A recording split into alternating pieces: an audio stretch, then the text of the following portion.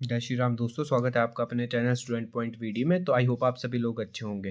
तो दोस्तों हम केमिस्ट्री का 25 डेज क्रैश कोर्स कर रहे हैं, जिसमें हमने लगभग डे 22 तक अपना 90% सिलेबस कंप्लीट कर लिया है। और साथ ही साथ हमने सारे प्रीवियस ईयर पेपर्स, मेडिकल और नॉन मेडिकल दोनों के प्रीवियस ईयर पेपर सॉल्व कर लिए हैं। और अब हम जल्द ही 25 डेज क्रैश कोर्स फिजिक्स का भी लॉन्च करने वाले हैं।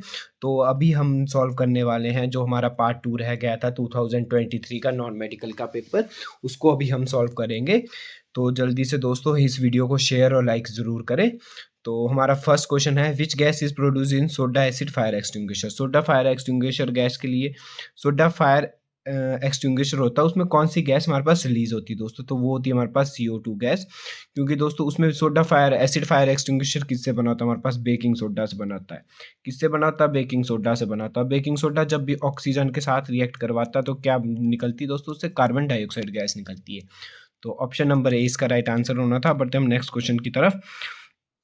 नेक्स्ट क्वेश्चन है हमारा, mist are example of which colloid. तो मिस्ट किसका एग्जाम्पल है दोस्तों? तो ये है हमारे पास एरोसोल का एग्जाम्पल। ये हमने अपनी वीडियोस में एक टेबल आपको करवाया था मैंने, उसी से ये क्वेश्चन आ गया था दोस्तों। तो उस टेबल को जरूर एक बार अपने पास लिख लेना। तो बढ़ते हम नेक्स्ट क्वेश्चन की तरफ। AS2S3 is the example of arsenic trisulfide is the example of, ये किसका एग्जाम्पल दोस्तों? ये भी हमने अपनी वीडियोस में कर रखा है दोस्तों। ये मैंने प्रैक्टिस सेट में भी आपको क्वेश्चन डाला था। तो ये किसका एग्जाम्पल दोस्तों? ये है हमारे पास नेगेटिव क्लोराइड का एग्जाम्पल। तो ऑप्शन नंबर 20 का राइट आंसर होना था। बढ़ते हम नेक्स्ट क्वेश्चन की तरफ। Which does not belong to second transition series. इनमें से कौन सा सेकंड ट्रांजिशन सीरीज में नहीं बिलोंग करता? तो दोस्तों यहाँ पे टी, पहले तो यहाँ पे दोस्तों ध्यान से देखना, यहाँ पे TC नहीं है, ये TE है। यहाँ पे ये क्या है? TE है। ये ट्रियम, टेल्यूरियम, कैडमियम और गोल्ड। ठीक है, तो इनमें से कौन सा हमारे पास सेकेंड ट्रांजिशन सीरीज में नहीं बिलोंग करता? तो ये करता है दोस्तों TE। ठीक है, ऑप्शन नंबर 20 का राइट आंसर होना था। क्योंकि दोस्तों यहाँ क्या पूछा था? नॉट पूछा था। तो ऑप्शन नंबर 20 का राइट आंसर होना था। बढ़ते हम नेक्स्ट क्वेश्चन की तरफ। दी pH of 0.01 MnNaOH solution is. तो दोस्तों ये भी हमने 25 डेज वाली वीडियोस में क्वेश्चन करवाए थे, आपको pH से रिलेटेड सारे क्वेश्चन करवाए थे, एसिड बेस सारे क्वेश्चन आपको कंप्लीट अच्छे से करवाए थे। पर मैं फिर भी यहाँ पे ये वाला क्वेश्चन एक बार फिर से करा देता हूँ। तो हमारे पास pH क्या होता है दोस्तों? Negative logarithm of H positive ions. ठीक है, ये हमारे पास pH होता है, पर यहाँ पे H पॉजिटिव आयन नहीं, यहाँ पे क्या है दोस्तों? OH नेगेटिव आयंस निकलेंगे। तो इसके लिए क्या फॉर्मूला था हमारे पास? Negative logarithm of OH negative ions. ठीक है दोस्तों, OH नेगेटिव आयंस कितने निकलेंगे? 0.01। 0.01 का मतलब क्या है दोस्तों? 0.01 अगर मैं इसका डेसिमल हटा दूँ कितना बनेगा? 1/1000 बन जाएगा। ठीक है, मतलब इसका क्या मतलब है? 1 कितनी 10⁻³ बन जाएगा। जब हम इसको ऊपर ले जाएंगे तो ये क्या बन जाएगा? 10⁻³ बन जाएगा। ठीक है दोस्तों, आई होप आपको यहाँ तक पता लग गया होगा। ये कितना बन जाएगा दोस्तों? 10⁻³ बन जाएगा। अब हम इसकी वैल्यू भरेंगे, नेगेटिव लॉगरिथम ऑफ कितना दोस्तों? 10⁻³ में इसकी वैल्यू भरेंगे। अब जब हम इसको सॉल्व करेंगे तो ये क्या है? 3 बाहर आ जाएगा, -3, तो -3 बाहर आ जाएंगे, माइनस पहले से। ठीक है, यहाँ क्या बच जाएगा? log 10। तो log 10 की वैल्यू क्या होती है दोस्तों? 1 होती है। तो माइनस माइनस क्या आ जाएगा? प्लस आ जाएगा। मतलब negative logarithm of OH negative की वैल्यू कितनी आ गई हमारे पास? +3 वैल्यू आ गई। ठीक है दोस्तों, अब हम भरेंगे, हमारे पास क्या फॉर्मूला होता है? pH plus POH। Acid plus base किसके बराबर होता है? 14 के बराबर। POH की वैल्यू हमने निकाल ली, कितनी आई थी दोस्तों? 3 आई थी। और pH की वैल्यू हमारे को फाइंड आउट करनी है। ठीक है, तो इजिकल टू 14। तो ये क्या बन जाएगी equation? pH plus 3 is equal to 14। pH is equal to क्या हो जाएगा? 14 - 3, तो कितना आ जाएगा हमारे पास? ये 11 आ जाएगा। तो ऑप्शन नंबर सी इसका राइट आंसर होना था दोस्तों। बढ़ते हैं हम नेक्स्ट क्वेश्चन की तरफ। इक्विनोलिस से, तो ये क्वेश्चन भी मैंने अपनी वीडियोस में आपको करवा रखा है।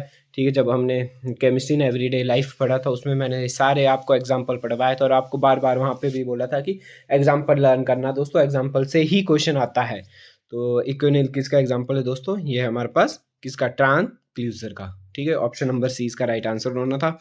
तो ये अगला क्वेश्चन भी हमने अपनी वीडियोस में कर रखा दोस्तों। इस पेपर में बहुत से ऐसे क्वेश्चंस आ रखे हैं जो हमने अपनी वीडियोस में प्रैक्टिस सेट में भी कर रखे हैं। तो दोस्तों उन वीडियोस को एक बार जरूर देख लेना। तो लास्ट क्वेश्चन क्या है हमारे पास? Aniline is purified by. Aniline को हम कैसे प्योरीफाइड करते हैं दोस्तों? ये भी मैंने अपनी वीडियोस में बता रखा था कैसे एनालिन को प्योरीफाइड करते। ये करते हम स्टीम डिस्टिलेशन से। ऑप्शन नंबर ए इसका राइट आंसर होना था। बढ़ते हम नेक्स्ट क्वेश्चन की तरफ। Gammexane is the name given to. तो दोस्तों गामा एक्सिन का फॉर्मूला क्या होता है? गामा एक्सिन का फॉर्मूला होता है C6H6Cl2। ये मैं आपको बता भी देता हूँ कैसे बनता है गामा एक्सिन।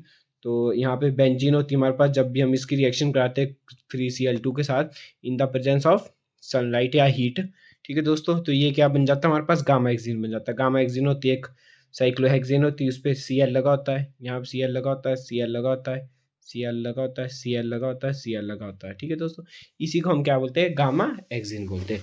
तो ये दोस्तों बेंजीन रिंग नहीं होती, इसमें क्या फॉर्मूला होता है, C6H5 मत कर लेना दोस्तों। ठीक है, C6H6 और Cl भी कितने इसमें, 1 2 3 4 5 6 C6H6Cl6।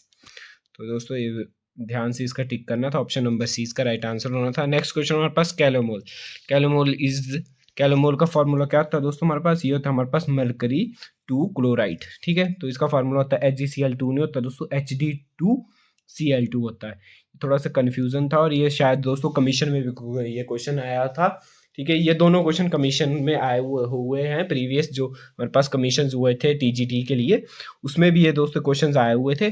तो कैलोमोल इज द एग्जांपल ऑफ, कैलोमोल का फॉर्मूला क्या होता है, Hg2Cl2 हमारे पास इसका फार्मूला होता है दोस्तों।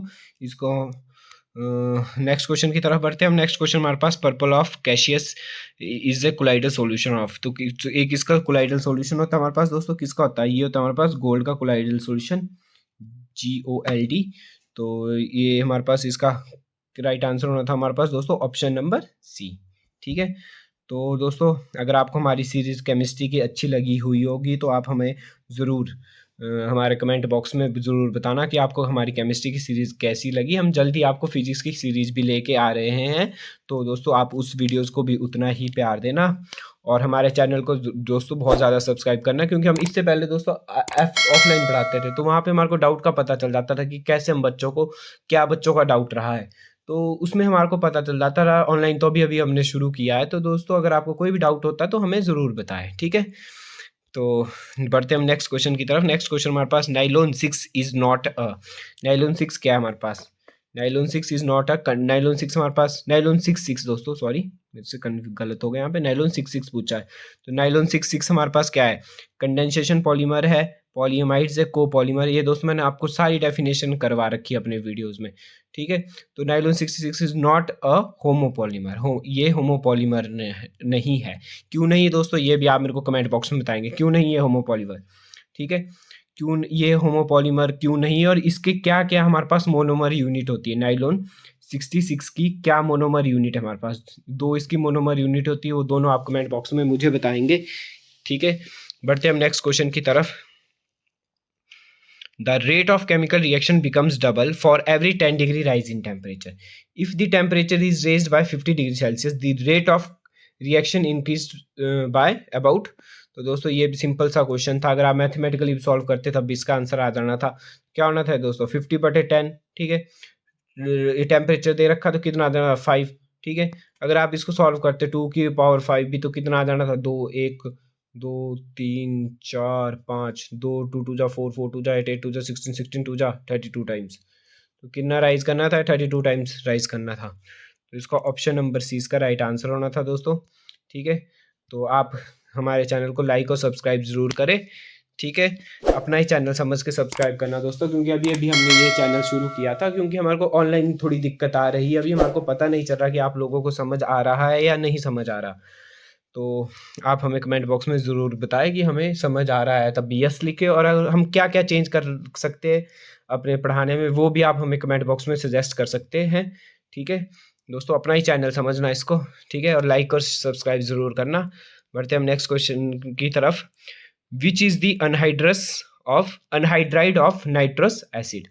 तो विच इनमें से option number 1 is NO, option number B is N2O, option number C is N2O3, option number D is N2O4। तो राइट आंसर इसका ऑप्शन नंबर C रहने वाला है, N2O3 इसका राइट आंसर होने वाला है। इसमें बहुत से क्वेश्चन ऐसे आए थे जो हमारे कमीशन से उठाए गए हैं, डायरेक्ट जो हमारे TGT कमीशन के प्रीवियस ईयर पेपर्स है वहाँ से बहुत से क्वेश्चन इसमें उठाए गए थे इस वाले पेपर में।